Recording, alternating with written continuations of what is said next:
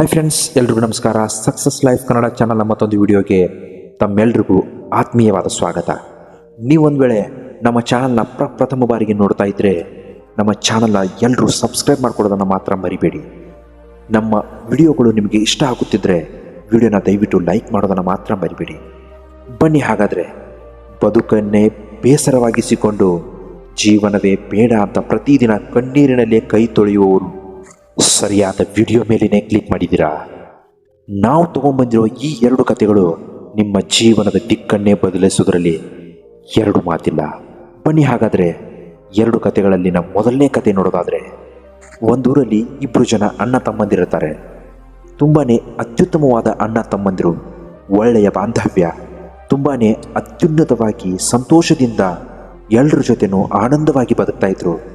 ಆ ಇಬ್ಬರು ಅಣ್ಣ ತಮ್ಮಂದಿರು ಕಷ್ಟದಲ್ಲಿ, ದುಃಖದಲ್ಲಿ, ಸುಖದಲ್ಲಿ, ಸಂತೋಷದಲ್ಲಿ ಎಲ್ಲದರಲ್ಲೂ ಜೊತೆಯಾಗಿ ಹಂಚಿಕೊಂಡು ಎಲ್ರಿಗೂ ಮಾದರಿಯಾಗೋ ಥರ ಜೀವನದಲ್ಲಿ ಬದುಕ್ತಾ ಇರ್ತಾರೆ.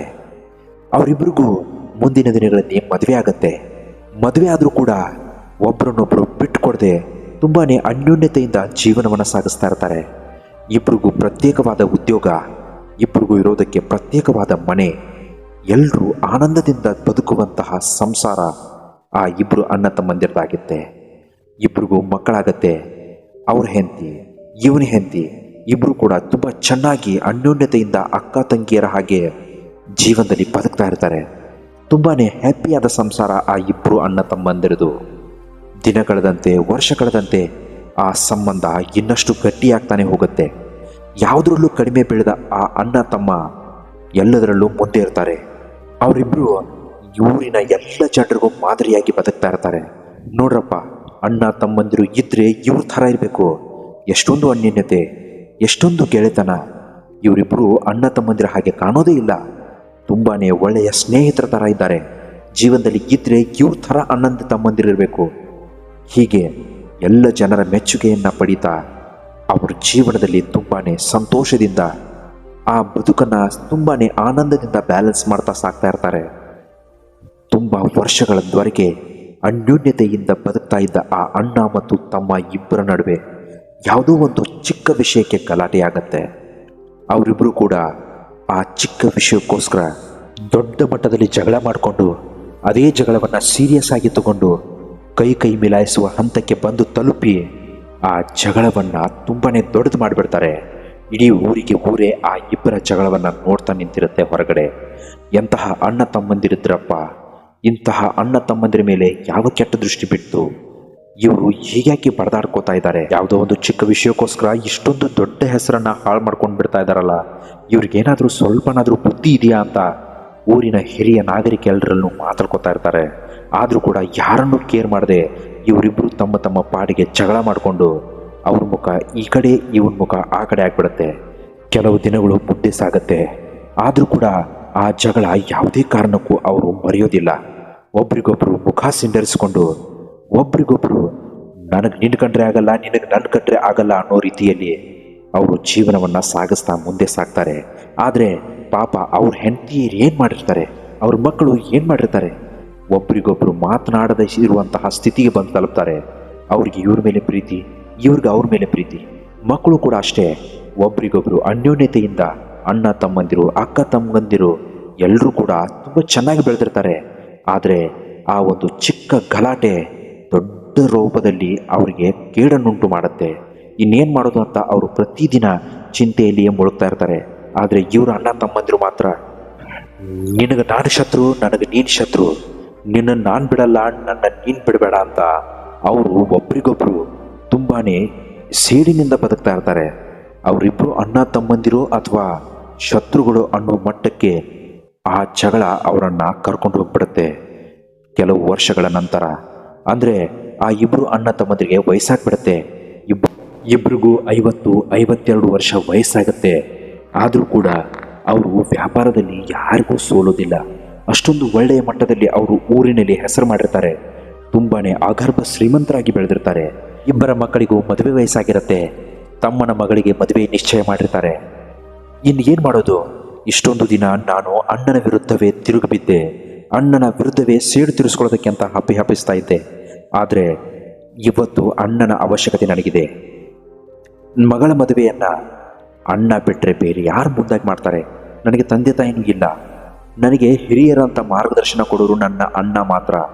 ಅಂತಹ ಅಣ್ಣನನ್ನೇ ಬಿಟ್ಟು ನಾನು ಮದುವೆ ಮಾಡಿದ್ರೆ ನನ್ನ ಮಗಳ ಭವಿಷ್ಯಕ್ಕೆ ಕತ್ತು ಬರುತ್ತೆ. ಅದು ನನ್ನ ಮಗಳ ಭವಿಷ್ಯದ ಮೇಲೆ ಪರಿಣಾಮ ಕೂಡ ಬೀರಬಹುದು ಅಂತ ಅವನು ಯೋಚನೆ ಮಾಡ್ತಾನೆ.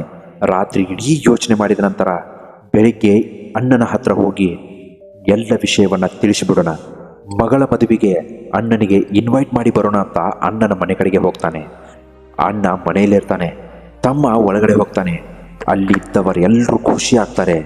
ಅಣ್ಣನ ಹೆಂಡತಿ, ಅಣ್ಣನ ಮಕ್ಕಳು ಎಲ್ಲರೂ ತುಂಬಾ ಖುಷಿ ಆಗ್ತಾರೆ. ಎಷ್ಟು ದಿನಗಳ ಸಂಬಂಧ ಈಗ ಗಟ್ಟಿಯಾಗ್ತಾ ಇದೆಯಲ್ಲ ಅಂತ ಅವರೆಲ್ಲರ ಮನಸ್ಸಿನಲ್ಲೂ ತುಂಬಾ ಸಂತೋಷ ಮೂಡುತ್ತೆ. ತಮ್ಮ ಬಂದು ಸೋಫಾ ಮೇಲೆ ಕೂತ್ಕೋತಾನೆ. ಅಣ್ಣ ಒಳಗಡೆಯಿಂದ ಬರ್ತಾನೆ. ಒಬ್ಬರ ಮುಖ ಒಬ್ಬರು ನೋಡೋಕ್ಕಾಗದೇ ಇರುವಂತಹ ಕೆಟ್ಟ ಸ್ಥಿತಿಯಲ್ಲಿ ಅವರು ಬದುಕಿ ಜೀವನವನ್ನು ಸಾಗಿಸಿದ್ರು ಕೂಡ ಅಣ್ಣ ಮತ್ತು ತಮ್ಮ ಅಂದರೆ ಒಬ್ರಿಗೊಬ್ರು ಪ್ರೀತಿ ಅಲ್ವಾ? ತಮ್ಮ ಅಣ್ಣನನ್ನು ತಪ್ಕೋತಾನೆ. ತಪ್ಕೊಂಡು ನನ್ನನ್ನು ಕ್ಷಮಿಸ್ಬಿಡು ಅಣ್ಣ, ದಯವಿಟ್ಟು ನಂದೇ ತಪ್ಪು, ನನ್ನನ್ನು ಕ್ಷಮಿಸ್ಬಿಡು, ನಾನು ಆ ಥರ ಮಾತಾಡಬಾರ್ದಾಗಿತ್ತು ನನಗೆ. ಈಗ ನಿನ್ನ ಮಗಳು ದೊಡ್ಡವಳಾಗಿದ್ದಾಳೆ, ಅವಳಿಗೆ ಮದುವೆ ನಿಶ್ಚಯ ಮಾಡಿದ್ದೀನಿ. ಆ ಮದುವೆ ನೀನೇ ಮುದ್ದು ನಿಂತು ಮಾಡಬೇಕು. ನನ್ನ ಪಾಲಿಗೆ ಹಿರಿಯ ಅಂತ ಅಂದರೆ ಅದು ನೀನೇ. ಅಪ್ಪ ಅಮ್ಮ ಕೂಡ ಈಗಿಲ್ಲ. ಅವ್ರ ಸ್ಥಾನದಲ್ಲಿ ನಿಂತ್ಕೊಂಡು ನನ್ನ ಮಗಳಿಗೆ ಆಶೀರ್ವಾದ ಮಾಡಬೇಕಾಗಿರೋ ಕರ್ತವ್ಯ ನಿಂದು ಅಣ್ಣ. ದಯವಿಟ್ಟು ನನ್ನ ತಪ್ಪನ್ನು ಕ್ಷಮಿಸಿ ನನ್ನ ಮಗಳ ಮದುವೆಗೆ ಬಂದು ಶುಭ ಹಾರೈಸು. ಇದು ನಿನ್ನ ಕರ್ತವ್ಯ ಅಲ್ಲ, ಇದು ನೀನು ಮಾಡಬೇಕಾಗಿರೋ ಆಶೀರ್ವಾದ ನಮಗೆ. ಅತ್ತಿಗೆ ದಯವಿಟ್ಟು ನನ್ನನ್ನು ಕ್ಷಮಿಸ್ಬಿಡಿ. ಆ ದಿನ ನಡಿಬಾರ್ದ ಘಟನೆ ನಡೆದು ಹೋಯಿತು, ನಂದೇ ತಪ್ಪು. ನಾನು ನನ್ನ ತಪ್ಪನ್ನು ಕ್ಷಮಿಸಿ ಅಂತ ಕೇಳೋದಕ್ಕೆ ಬಂದಿದ್ದೀನಿ. ಅಷ್ಟೇ ಅಲ್ಲ, ಆ ತಪ್ಪನ್ನು ಕ್ಷಮಿಸಿ ನನ್ನ ಮಗಳ ಮದುವೆಗೆ ಅಲ್ಲ, ನಿಮ್ಮ ಮಗಳ ಮದುವೆನ ನೀವೇ ಮುದ್ದು ನಿಂತು ಮಾಡಬನ್ನಿ ಅಂತ ಕರೆಯೋದಕ್ಕೆ ಬಂದಿದ್ದೀನಿ. ದಯವಿಟ್ಟು ನನ್ನ ಮಗಳ ಮದುವೆಗೆ ಬನ್ನಿ ಅಂತ ಆ ತಮ್ಮ ಅಣ್ಣನನ್ನು ಅತ್ತು ಕರೆದು ಅವನ ಕಾಲು ಬಿದ್ದು ಕ್ಷಮೆ ಕೇಳ್ತಾನೆ. ಆದರೆ ಅಣ್ಣನಿಗೆ ಮೊದಲೇ ಕೋಪ ಜಾಸ್ತಿ. ಆ ಹಳೆಯ ಘಟನೆಗಳನ್ನೆಲ್ಲ ಮರೆಯದ ಅಣ್ಣನಿಗೆ ಅಷ್ಟು ದಿನ, ಅಷ್ಟು ತಿಂಗಳು, ವರ್ಷ ಇಲ್ಲದೇ ಇರೋ ಅಣ್ಣನ ಮೇಲಿನ ಪ್ರೀತಿ ಈಗ ಹೇಗೆ ಬಂತು ಇವನಿಗೆ?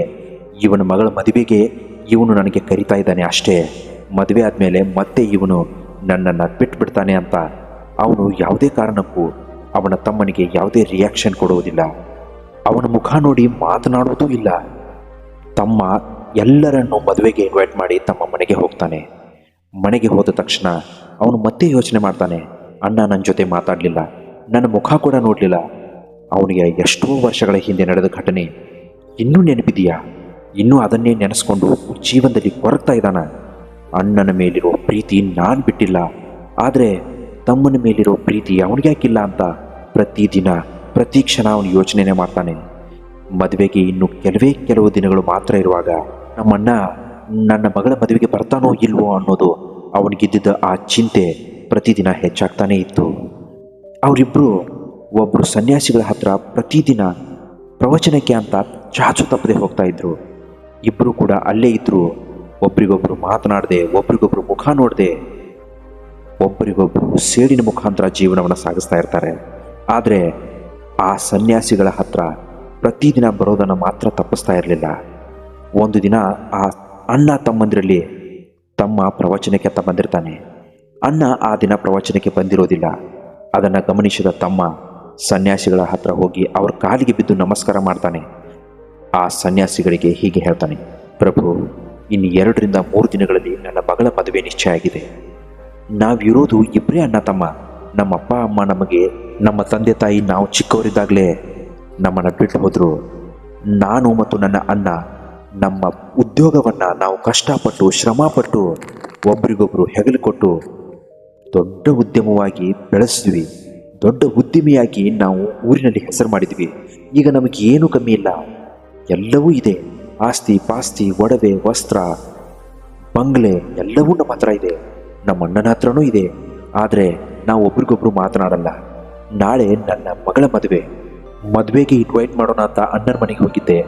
ಆದರೆ ಅವನು ಯಾವುದೇ ಕಾರಣಕ್ಕೂ ನನ್ನ ಮುಖ ಕೂಡ ನೋಡದೆ ನನಗೆ ಯಾವುದೇ ರೆಸ್ಪಾನ್ಸ್ ಮಾಡಲಿಲ್ಲ. ನಾನು ಏನು ಮಾಡಲಿ ಪ್ರಭು? ಹೀಗೆ ಹೇಳುವಾಗ ಸನ್ಯಾಸಿಗಳು ಒಂದು ಮಾತನ್ನು ಹೇಳ್ತಾರೆ, ಯಾವುದಕ್ಕೂ ಚಿಂತಿಸಬೇಡ ಮಗು, ಎಲ್ಲವೂ ಒಳ್ಳೆಯದಾಗತ್ತೆ. ದೇವರ ಮೇಲೆ ಭಾರ ಹಾಕು ಮತ್ತು ನಿನ್ನ ಮುಂದಿನ ಕೆಲಸ ನೀನು ಮಾಡ್ತಾ ಹೋಗು ಅಂತಾರೆ. ಮಾರನೇ ದಿನ ತಮ್ಮ ಪ್ರವಚನಕ್ಕೆ ಬರೋದಿಲ್ಲ. ಅಣ್ಣ ಪ್ರವಚನಕ್ಕೆ ಬಂದಿರ್ತಾರೆ. ಪ್ರವಚನ ಎಲ್ಲ ಮುಗಿದ ನಂತರ ಸನ್ಯಾಸಿಗಳು ಅಣ್ಣನನ್ನು ಕರೀತಾರೆ. ಮಗು, ನಾನು ನಿನ್ಗೊಂದು ವಿಷಯ ಹೇಳ್ತೀನಿ, ಅದನ್ನು ನೀನು ಪಾಲಿಸ್ತೀಯ ಮಗು? ಅಣ್ಣ ಹೇಳ್ತಾನೆ, ಪ್ರಭು, ನೀವು ಹೇಳಿದರೆ ನಾನು ಯಾವ ಕೆಲಸ ಕೇಳಿಲ್ಲ ಹೇಳಿ, ನೀವು ಆಜ್ಞೆ ಮಾಡಿ, ನಾನು ಅದನ್ನು ಖಂಡಿತವಾಗ್ಲೂ ಕೇಳಿಯೇ ಕೇಳ್ತೀನಿ. ಅದಕ್ಕೆ ಸನ್ಯಾಸಿಗಳು ಹೇಳ್ತಾರೆ, ನೋಡು ಮಗು, ಜಗಳ, ತಂಟೆ, ತಕರಾರು ಎಲ್ಲವೂ ಜೀವನದಲ್ಲಿ ಇದ್ದಿದ್ದೆ. ಹಾಗಂತ ಅಣ್ಣ ತಮ್ಮ ಇಬ್ಬರು ಯಾವುದೇ ಕಾರಣಕ್ಕೂ ನೀವು ನಿಮ್ಮ ಸಂಬಂಧವನ್ನು ಬಿಟ್ಕೊಡ್ಬಾರ್ದು. ನಾಳೆ ನಿನ್ನ ತಮ್ಮನ ಮಗಳ ಮದುವೆ, ಯಾವುದೇ ಕಾರಣಕ್ಕೂ ಆ ಮಗಳ ಮದುವೆ ನಿನ್ನ ಮಗಳ ಮದುವೆ. ನೀನು ಮಾಡಬೇಕಾಗಿರೋ ಕೆಲಸವನ್ನು, ಕರ್ತವ್ಯವನ್ನು ನೀನು ನಿಭಾಯಿಸಲೇಬೇಕು. ನೀನು ನಾಳೆ ಆ ಮದುವೆಗೆ ಹೋಗು, ಅದನ್ನು ತಪ್ಪದೆ ನಿನ್ನ ಕರ್ತವ್ಯವನ್ನು ನೀನು ಮಾಡಿ ಬಾ. ಅದಕ್ಕೆ ಅಣ್ಣ ಏನು ಹೇಳ್ತಾನೆ ಗೊತ್ತಾ? ಪ್ರಭು, ನೀವೆಲ್ಲ ಹೇಳ್ತಾ ಇರೋದು ಸರಿ, ಆದರೆ 10 ವರ್ಷಗಳ ಹಿಂದೆ ನಡೆದ ಘಟನೆ ನಾನು ಮರೆಯೋದಕ್ಕಾಗತ್ತಾ? ಪ್ರಭು, ಅವನು ನನ್ನ ತಮ್ಮ, ನಾನು ಅವನ ಅಣ್ಣ ಅನ್ನೋದನ್ನು ಕೂಡ ಮರೆತು ನನ್ನ ಮೇಲೇ ಕೈ ಮಾಡ್ದ. ಆ ಹಳೆಯ ಘಟನೆ ನನಗೆ ಮರೆಯೋದಕ್ಕಾಗತ್ತಾ? ಹೀಗೆ ಅವನು 10 ವರ್ಷಗಳ ಹಿಂದೆ ನಡೆದ ಎಲ್ಲ ಘಟನೆಗಳ ಪಿನ್ ಟು ಪಿನ್ ಡೀಟೇಲ್ಸ್ ಒಂದನ್ನು ಮರೆಯದೆ ಸನ್ಯಾಸಿಗಳ ಹತ್ರ ಹೇಳ್ತಾನೆ. ಅವನು ಯಾವುದೇ ವಿಷಯವನ್ನು ಮರೆಯೋದಿಲ್ಲ. ಸುಮಾರು ಅರ್ಧ ಗಂಟೆಯಿಂದ ನಡೆದ ಎಲ್ಲ ಘಟನೆಗಳನ್ನು ಮರೆಯದೆ ಚಾಚು ತಪ್ಪದೆ ಎಲ್ಲವನ್ನು ಬಿಡಿಸಿ ಹೇಳ್ತಾನೆ. ಈಗ ಹೇಳಿ ಪ್ರಭು, ನಾನು ಮಾಡಿದ್ದು ತಪ್ಪ? ಎಲ್ಲ ತಪ್ಪು ಅವನದೇ ತಾನೇ ಅಂತಾನೆ. ಅದಕ್ಕೆ ಸನ್ಯಾಸಿಗಳು ಹೇಳ್ತಾರೆ, ಅದೆಲ್ಲ ಸರಿ, ನೀನು 10 ವರ್ಷಗಳ ಹಿಂದೆ ನಡೆದ ಘಟನೆಯನ್ನು ಎಲ್ಲ ಚಾಚು ತಪ್ಪದೆ ಮರೀದೆ ಹೇಳಿಬಿಟ್ಟೆ. ನಾನೊಂದು ಕೆಲಸ ಹೇಳ್ತೀನಿ, ಮಾಡ್ತೀಯಾ? ಹೇಳಿ ಪ್ರಭು. ಸನ್ಯಾಸಿಗಳು ಹೇಳ್ತಾರೆ, ನಿನ್ನೆ ನೀನು ಪ್ರವಚನಕ್ಕೆ ಬಂದಿಲ್ಲ, ಮೊನ್ನೆ ನೀನು ಪ್ರವಚನಕ್ಕೆ ಬಂದಿದ್ದೆ. ಆಗ ನಾನು ನಿನಗೊಂದು ಮಾತನ್ನು ಹೇಳಿದ್ದೆ. ಆ ಒಳ್ಳೆಯ ಮಾತು ನಿನಗೆ ನೆನಪಿದೆಯಾ ಮಗು? ಆ ಅಣ್ಣ ಏನು ಹೇಳ್ತಾನೆ ಗೊತ್ತಾ? ಇಲ್ಲ ಪ್ರಭು, ಮೊನ್ನೆ ಹೇಳಿದ ಮಾತು ನನಗೆ ನೆನಪಿಗೆ ಬರ್ತಾ ಇಲ್ಲ. ಯಾವ ಒಳ್ಳೆಯ ಮಾತದು? ದಯವಿಟ್ಟು ನೀವು ಆ ಒಳ್ಳೆಯ ಮಾತನ್ನು ಮತ್ತೊಂದು ಸಲ ಹೇಳ್ತೀರಾ ಪ್ರಭು ಅಂತಾನೆ. ಅದಕ್ಕೆ ಸನ್ಯಾಸಿಗಳು ಏನು ಹೇಳ್ತಾರೆ ಗೊತ್ತಾ? ನೋಡು ಮರಿ, ನಾನು ನಿನಗೆ ಮೊನ್ನೆ ಹೇಳಿದ ಮಾತು ನಿನಗಿನ್ನೂ ನೆನಪಿಲ್ಲ ಅಂದರೆ ಅಷ್ಟು ಬೇಗ ಮರೆತು ಹೋಯ್ತಾ? ಹಾಗಾದರೆ ಆ 10 ವರ್ಷಗಳ ಹಿಂದೆ ನಡೆದ ಒಂದು ಕೆಟ್ಟ ಘಟನೆ ಮರೆಯೋದಕ್ಕಾಗ್ತಿಲ್ವ ನಿನ್ನ ಕೈಲಿ? ಎಷ್ಟೋ ವರ್ಷಗಳ ಹಿಂದೆ ನಡೆದ ಕೆಟ್ಟ ಘಟನೆಯೇ ನಿನ್ನ ಬದುಕಿನಲ್ಲಿ ಅಷ್ಟೊಂದು ಚೆನ್ನಾಗಿ ನೆನಪಲ್ಲಿ ಇಟ್ಕೊಂಡಿದೆ ಅಂದಮೇಲೆ ನಾನು ಮೊನ್ನೆ ಹೇಳಿದ ಒಂದು ಒಳ್ಳೆಯ ಮಾತು ಕೂಡ ನೀನು ನೆನಪಲ್ಲಿ ಇಟ್ಕೋಬೇಕು ತಾನೇ? ಆ ಒಳ್ಳೆಯ ಮಾತು ನೀನು ನೆನಪಿಟ್ಕೊಂಡಿಲ್ಲ ಅಂದರೆ ಆ ಕೆಟ್ಟ ಘಟನೆ ಯಾಕೆ ನೆನಪಿಟ್ಕೊಂಡಿದ್ದೀಯಾ? ಎಲ್ಲರನ್ನ ಪ್ರೀತಿಸು, ಎಲ್ಲರನ್ನ ಗೌರವಿಸು, ಹಳೆಯ ಘಟನೆಗಳನ್ನೆಲ್ಲ ಮರೆತುಬಿಡು. ಯಾವುದೇ ಕಾರಣಕ್ಕೂ ಅಂತಹ ಕೆಟ್ಟ ಘಟನೆಗಳನ್ನು ನಿನ್ನ ಜೀವನದಲ್ಲಿ ನಿನ್ನ ತಲೆಯಲ್ಲಿ ಇಟ್ಕೋಬೇಡ ಅಂತ ಹೇಳ್ತಾರೆ. ಅಣ್ಣ ಸನ್ಯಾಸಿಗಳ ಕಾಲಿಗೆ ಬಿದ್ದು ನಮಸ್ಕಾರ ಮಾಡಿ ಕ್ಷಮೆ ಕೇಳ್ತಾನೆ. ಪ್ರಭು, ನಂದು ತಪ್ಪಾಯಿತು. ನೀವು ನನ್ನ ಕಣ್ಣನ್ನು ತೆರೆಸಿದ್ರಿ. ನನ್ನ ತಮ್ಮನ ಮಗಳ ಮದುವೆ ಅಲ್ಲ, ಅದು ನನ್ನ ಮಗಳ ಮದುವೆ ಅಂತ ನಾನು ಮುಂದೆ ನಿಂತು ಎಲ್ಲ ಕಾರ್ಯಗಳನ್ನು ಮಾಡಿ ಮುಗಿಸ್ತೀನಿ ಅಂತಾರೆ. ಅದರಂತೆ ಅಣ್ಣ ಮತ್ತು ತಮ್ಮ ಮತ್ತೆ ಬಂದಾಗ್ತಾರೆ. ಆ ಮಗಳ ಮದುವೆಯನ್ನು ಇಬ್ಬರು ಧಾಮ್ ಧೂಮಾಗಿ ಅದ್ಧೂರಿಯಾಗಿ ಮಾಡಿ ಮುಗಿಸ್ತಾರೆ.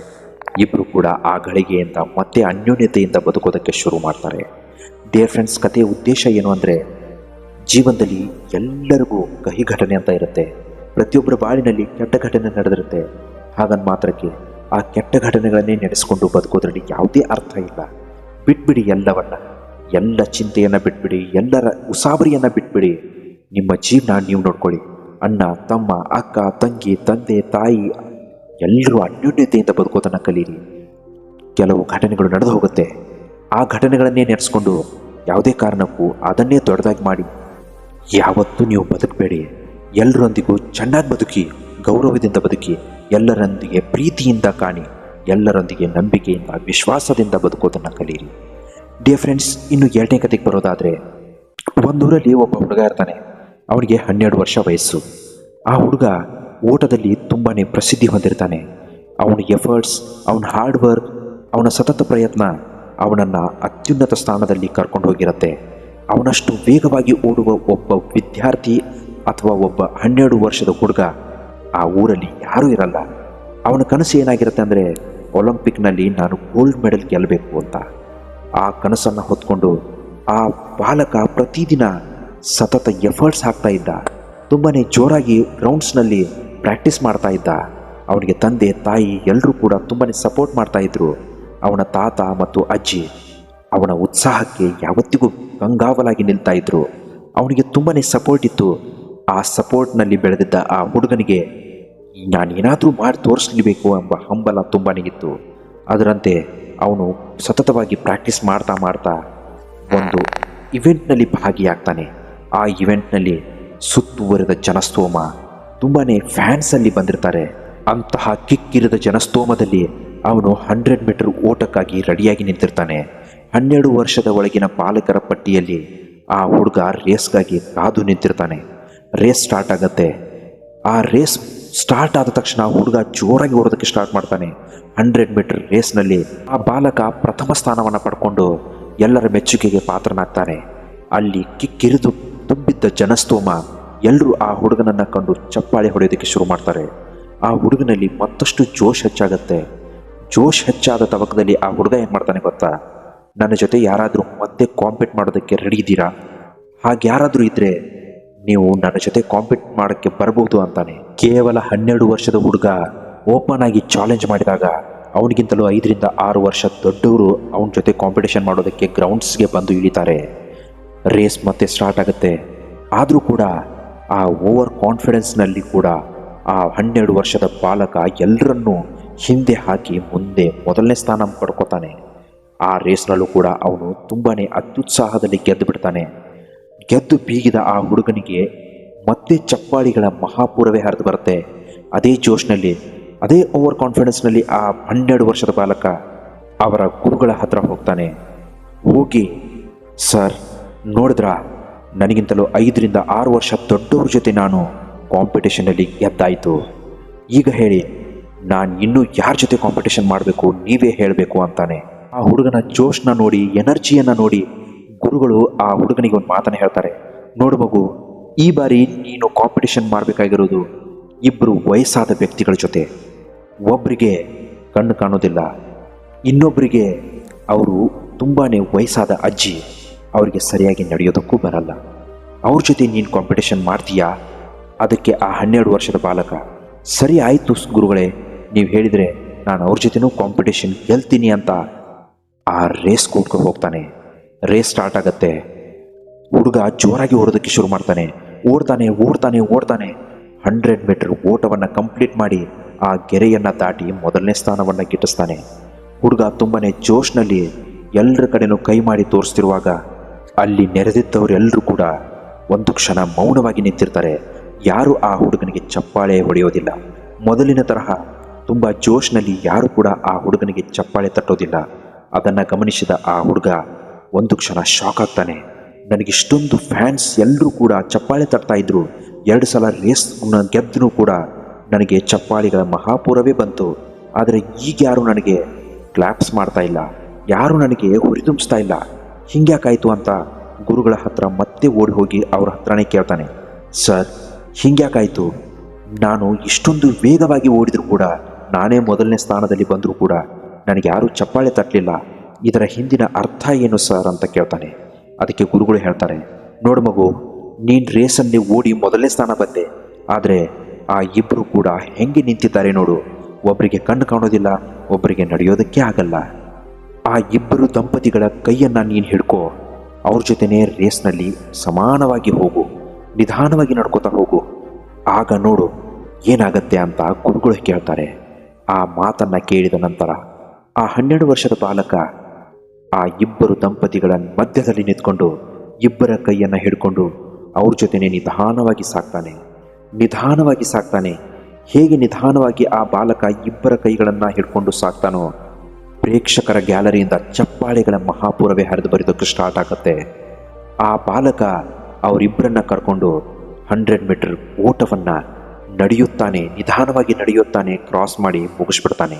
ಕ್ರೀಡಾಂಗಣದಲ್ಲಿದ್ದ ಎಲ್ಲ ಪ್ರೇಕ್ಷಕರು ಎದ್ದು ನಿಂತು ಆ ಬಾಲಕನಿಗೆ ಮತ್ತು ಆ ಅಜ್ಜಿಗೆ ಚಪ್ಪಾಳೆಗಳ ಮಹಾಪೂರವನ್ನೇ ಸುರಿಸ್ತಾರೆ. ಈ ಅಮೋಘ ದೃಶ್ಯವನ್ನು ಕಂಡ ಬಾಲಕನ ಕಣ್ಣುಗಳು ಒದ್ದೆಯಾಗುತ್ತೆ. ತಕ್ಷಣವೇ ಆ ಬಾಲಕ ಅವರ ಗುರುಗಳ ಹತ್ರ ಓಡಿ ಹೋಗ್ತಾನೆ. ಗುರುಗಳೇ, ಏನಿದು?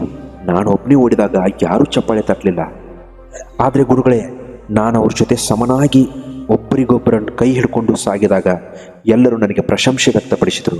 ಇದರ ಅರ್ಥ ನನಗೆ ಗೊತ್ತಾಗಲಿಲ್ಲ, ನೀವೇ ತಿಳಿಸಿ ಹೇಳ್ತೀರಾ ಗುರುಗಳೇ ಅಂತಾಗ ಗುರುಗಳು ಆ ಬಾಲಕನಿಗೆ ಒಂದು ಒಳ್ಳೆಯ ಮಾತನ್ನು ಹೇಳ್ತಾರೆ. ನೋಡು ಮಗು, ನೀನೊಬ್ಬನೇ ರೇಸ್ನಲ್ಲಿ ಗೆಲ್ಲೋದು ಮುಖ್ಯ ಅಲ್ಲ, ಅದು ಯಾರು ಬೇಕಾದರೂ ಗೆಲ್ಲಬಹುದು. ಆದರೆ ಕೈಲಾಗದವರ ಅಥವಾ ವಯಸ್ಸಾದವರ ಕೈಯನ್ನು ಹಿಡ್ಕೊಂಡು ನೀನು ಜೀವನದಲ್ಲಿ ಮುಂದೆ ಸಾಗೋದು ತುಂಬ ಮುಖ್ಯ ಆಗತ್ತೆ. ನೀನು ನಿನ್ನ ತಂದೆ ತಾಯಿ, ನಿಮ್ಮ ತಾತ, ಅಜ್ಜಿ, ಗುರು ಹಿರಿಯರ ಕೈಯನ್ನು ಹಿಡಿದು ಮುಂದೆ ಸಾಗೋದು ತುಂಬ ಮುಖ್ಯ ಆಗತ್ತೆ. ನೀನೊಬ್ಬನೇ ರೇಸ್ನಲ್ಲಿ ಗೆಲ್ಲೋದು ಮುಖ್ಯ ಅಲ್ಲ ಮಗು. ಕೈಲಾಗದವ್ರ ಜೊತೆ ಅವ್ರ ಕೈಯನ್ನು ಹಿಡ್ಕೊಂಡು, ನಿನ್ನ ಮನೆಯಲ್ಲಿರುವ ಹಿರಿಯರ ಕೈ ಹಿಡ್ಕೊಂಡು ಅವರನ್ನು ದಡ ಸೇರಿಸೋದು ತುಂಬ ಮುಖ್ಯ ಆಗತ್ತೆ. ಹೀಗೆ ಗುರುಗಳು ಆ ಬಾಲಕನಿಗೆ ತಿಳಿಸಿ ಹೇಳಿದಾಗ ಆ ಹುಡುಗನಿಗೆ ಅರ್ಥ ಆಗತ್ತೆ. ಡಿಯರ್ ಫ್ರೆಂಡ್ಸ್, ಕಥೆಯ ಮುಖ್ಯ ಉದ್ದೇಶ ನಿಮಗೆ ಈಗಾಗಲೇ ತಿಳಿದಿರಬೇಕು. ಮನೆಯಲ್ಲಿ ಹಿರಿಯರಿದ್ದಾರೆ ಅಂದರೆ ಅವ್ರ ಜೊತೆ ನಾವು ಬದುಕೋದು ತುಂಬಾ ಮುಖ್ಯ ಆಗುತ್ತೆ. ನಾವು ಅಷ್ಟು ಕಲ್ತಿದ್ದೀವಿ, ಇಷ್ಟು ಕಲ್ತಿದ್ದೀವಿ, ನಮಗೆ ಒಳ್ಳೆಯ ಸಂಬಳ ಇದೆ, ನಾವು ದೊಡ್ಡ ಹುದ್ದೆಯಲ್ಲಿದ್ದೀವಿ ಅಂತ ನಮ್ಮ ತಂದೆ ತಾಯಿಯನ್ನು ಮರೆಯೋದು ಯಾವ ಲೆಕ್ಕ? ಅವ್ರ ಕೈಯನ್ನು ಬಿಡೋದು ಯಾವ ಲೆಕ್ಕ? ನಾವು ಹುಟ್ಟಿದಾಗ, ಚಿಕ್ಕವರಿದ್ದಾಗ ನಮ್ಮನ್ನು ನಡೆಸೋರು, ನಮ್ಮ ಬದುಕಿನಲ್ಲಿ ಒಳ್ಳೆಯ ಮಾರ್ಗದರ್ಶನ ತೋರಿಸೋರು ಅವರು ನಮಗೆ ತುಂಬಾ ಬೇಕಾಗಿರ್ತಾರೆ. ಈಗ ನಾವು ಅವರಿಗೆ ತುಂಬಾ ಬೇಕಾಗಿರ್ತೀವಿ. ಈ ಮಾತುಗಳನ್ನು ನೀವು ಚೆನ್ನಾಗಿ ನೆನಪಲ್ಲಿಟ್ಕೊಂಡು ಹಿರಿಯರ ಒಳ್ಳೆಯ ಮಾರ್ಗದರ್ಶನ ಪಡ್ಕೊಂಡು ಅವ್ರಿಗೂ ಕೂಡ ನಾವು ಆಸರೆಯಾಗಿ ಬದುಕಬೇಕಾಗಿರೋದು ತುಂಬಾ ಜೀವನದಲ್ಲಿ ಮುಖ್ಯ ಆಗಿರುತ್ತೆ. ಇಂತಹ ಮತ್ತಷ್ಟು ಮೋಟಿವೇಶನಲ್ ವಿಡಿಯೋಗಳಿಗೋಸ್ಕರ ನಮ್ಮ ಚಾನಲ್ನ ನೀವು ದಯವಿಟ್ಟು ಸಬ್ಸ್ಕ್ರೈಬ್ ಮಾಡ್ಕೊಳ್ಳೋದನ್ನು ಮಾತ್ರ ಮರಿಬೇಡಿ. ಮತ್ತೊಂದು ವಿಡಿಯೋದೊಂದಿಗೆ ಮತ್ತೆ ಭೇಟಿಯಾಗ್ತೀವಿ. ನಮಸ್ಕಾರ, ಎಲ್ರಿಗೂ ಒಳ್ಳೆಯದಾಗಲಿ.